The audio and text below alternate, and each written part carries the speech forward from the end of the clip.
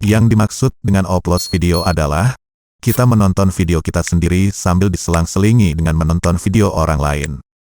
Tapi dengan syarat, menggunakan HP, SIM card dan akun YouTube yang berbeda, agar sistem YouTube menilai bahwa yang menonton video kita adalah orang lain alias bukan diri kita sendiri sebagai kreatornya.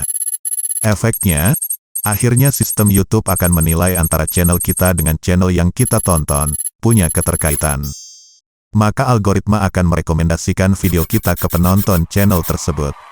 Jika channel tersebut channel besar, maka video-video kita akan kebanjiran banyak traffic dari para penonton mereka. Trik oplos ini sejauh ini dipopulerkan oleh Insan Tutor, Billion Tutorial, Esa Santuy dan diikuti oleh para pengekornya. Pertanyaannya, benarkah trik oplos itu bekerja?